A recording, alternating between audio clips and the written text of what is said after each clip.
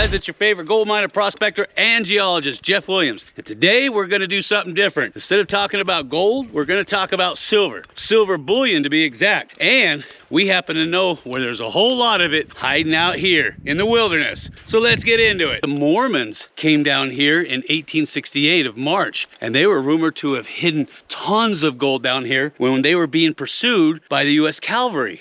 And they were headed towards San Bernardino. But along the way, they ran out of provisions and water. So they stopped here. So they figured this was a good place to stash all their gold and silver, because in those days, they didn't deal with paper currency. They dealt with gold and silver. And not only that, but there's another story of wagon loads of silver coins coming up here, $20,000 worth, headed over to the Potosi mine. And they got ambushed by a bunch of Paiute Indians. And of course, as the story goes, only one survived the ordeal, and he was being cared for by a Paiute woman.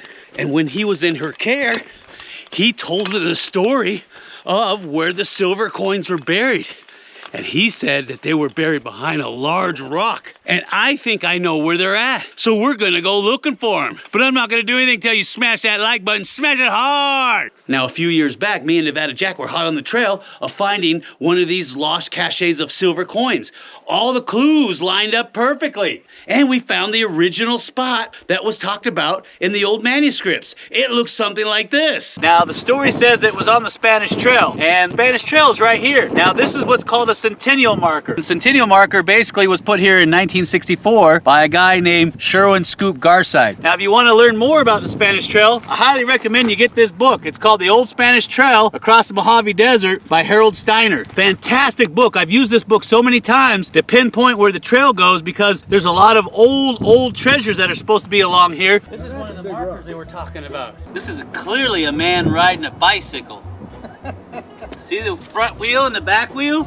And he's got his hand on his hip and he's going this way. I didn't think the Paiutes had bicycles. And this is a guy on a unicycle. Ah, look, the 4 Bs. March 15th, 1925. Wow. RMB, WB, EC, EGB, and JGB. Wow, look at that. I told you it was there. And you thought I was crazy, huh? But it's a map of some kind. There, see all the petroglyphs? Yeah, they're all over the place. Predate the campfire. You see the map I was talking about? Yeah, right here. So you think that's the big rock here? Yeah. And then this is where the possible treasure's buried here. The book says that they moved the treasure and buried it someplace. So they moved it from the big rock to somewhere else, and you think that they could have inscribed the location on that rock? Well, in sort of a code.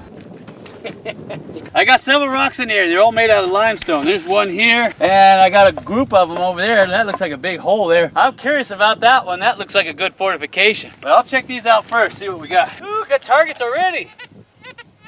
22 casing. Somebody's been digging.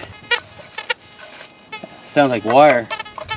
Somebody's been up here, dug a really big hole. And it looks like it's pretty old too. Look at this. This is growing up out of there. Maybe this is where the silver boxes were at, and somebody's already found them. Because this looks like a good place to hide them, and it's a good fortification too. You can see where it's been burned. They had a fire that came through here about 10, 15 years ago. But man, look at the size of that hole. I can stand in that thing. I'll bet you this is where the boxes were at.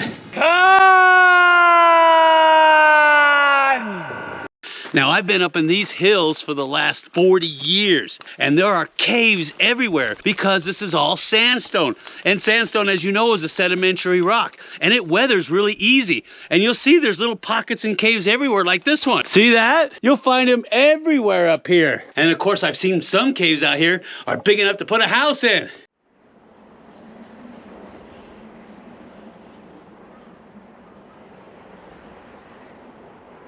In the mid-1850s, Mormons established a mining camp at Potosi near Mountain Springs in the Spring Mountain Range just southwest of Las Vegas. There they mined lead ore, primarily used for making bullets, but the low-yield ore and Indian troubles caused them to shut down, and by 1861, the Colorado Mining Company renewed its operations. In 1897, two brothers, a mule skinner, headed southwest from Utah with a wagon load of supplies and two chests holding $20,000 in silver coins for the Colorado Mining Company. Near Mountain Springs, they were attacked by Indians who killed one brother outright and left the other two men for dead. A few days later, they were found seriously wounded but still alive. and were taken to the Colorado Mining Company's camp and placed in the care of a Paiute woman there. Neither recovered from their wounds, but before they died, one of the men told the women that just before the attack, they had managed to hide the 2 chests of silver behind a large rock. Later, though wounded, the 2 survivors were able to scrape a swallow depression in the dirt where they deposited all the silver coins. After the 2 men died, the Indian woman tried unsuccessfully to locate the silver coins. She finally told others about the treasure, and the 2 searched, but in vain and without success. In this century, there was so much traffic through the area that even a highway was built westward through the Spring Mountain Range. And today at Mountain Springs, a small community consists of only 150 people. And yet, no trace has ever surfaced of the nearby chests of buried silver coins.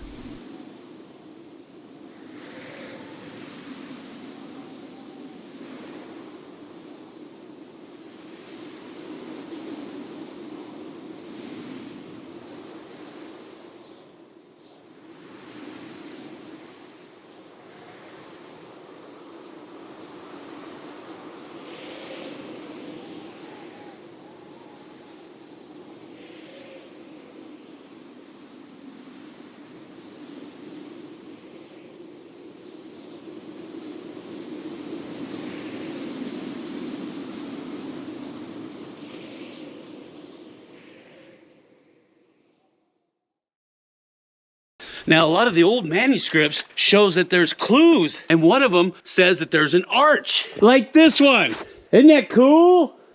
And you can only get to it from one angle, and you can't see it from anywhere. You have to literally be up on it to see it. So that's how I know that I'm close. So from here, we're gonna go through the arch and up to the top and over to the other side. Because my understanding is you go through the eye of the needle and you go up through here to the saddle. And on the other side should be a cave.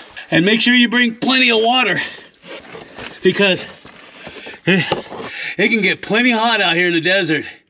Even though it might seem cool, the air temperature, the UV index, is a lot higher than it has been normally in a long time. And there's areas where you can find petrified wood inside of this sandstone. It looks something like this. Look at this sandstone. See this rusty stuff right here? You know what that is? That's fossilized wood, or petrified wood as they call it. Now that's probably around when the dinosaurs were walking around. See that? There's a piece there and there's a piece there. Now sandstone, it's got bedding planes to it. It does fracture really, really easy along those bedding planes. So there's just tons and tons of petrified wood stuck in between these bedding planes. And look at that. See this one that I cleaned off, this really big one? Look at that. That's a piece of fossilized wood. Isn't that cool? That right there is petrified wood. That's about 180 to 190 million years old. Oh, wow, look at this. And we got water out here too. Nice. I just gotta watch out. Make sure there's no other critters in here. That looks a little tight. Look at that, isn't that cool? This is exactly what they were talking about. It's a natural fissure in the sandstone. I'm gonna see if I can squeeze my way back into there. I can feel a breeze. I can definitely feel a breeze. Back there. It's definitely tight.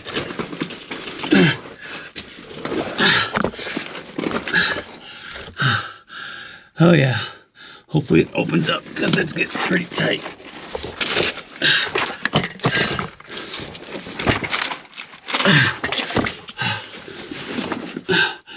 Yeah, it's tight.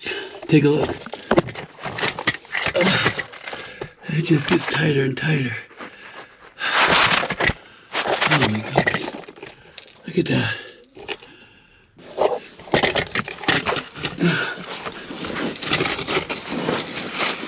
Yeah, I might be able to squeeze a little bit further back. Looks like it does open up a little bit up there.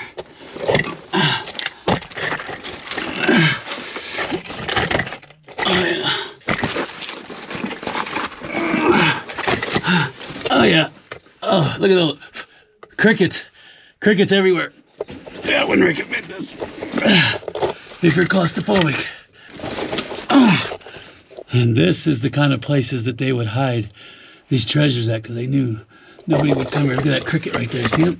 That cricket. All right, let's keep going.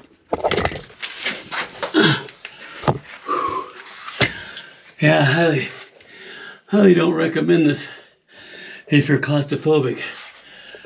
Now, the neat thing about these caves is that it's a great place to get away from the heat in the summertime, and there's a nice draft blowing through here, which is always a good sign. But the problem is that a lot of critters like to get in here too, and it's the perfect food chain, so you really need to be careful if you're coming in here. All right, I'm gonna go a little bit further, and then I'm gonna... Speaking of treasure hunts, we like to put treasure hunts on every year. Now, next year, we're gonna be putting on another treasure hunt. The last one we just put on looks something like this. Woo, doggy! What is that? That don't make you drool, nothing will. Those are all silver Morgans and silver bars on top. Hey everyone, I'm David Soul. I found Slim's treasure. I'm going to show you how I deciphered the map real quick, but before I do, I want to say thank you to Jeff and Slim for making this possible for everyone. It was a very fun and exciting adventure to be on. I also want to thank my brother Rick for coming out last minute and making sure I didn't die out there by myself. And also I want to thank everyone on Patreon who's already shown love for, the find. So let's just get right into it. All right, so right here we got the map and the list of clues.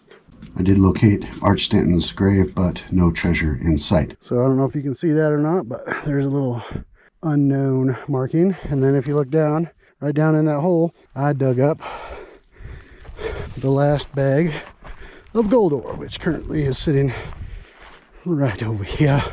Super excited, can't wait to get that home and pan it out. It was buried directly underneath the unknown headstone. When I got up to that location, discovered a small series of caves around the base of it, many of which were tucked up around the corner, and sweeping it pretty thoroughly with a metal detector. That was when we did discover the treasure. Folks, I think we got this. Right down there you'll see the trees that we had found the unknown marked grave and Arch Stanton in a straight line with the red cross on the map, the black cross on the map, and the two other points that are marked Slim's Pan and Slim's Pick, drawing a straight line through, coming all the way up here. And we found this little cove of small caves, and in this little one right here we got a pretty decent hit. And as I cleared away some rocks, I just happened to see that.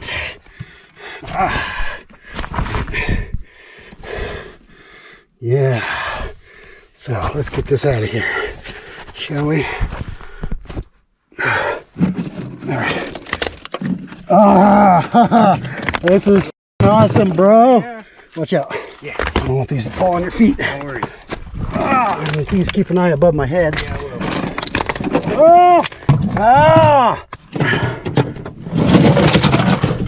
Woo! Yeah. Oh my God, that is heavy. One Pony Express box.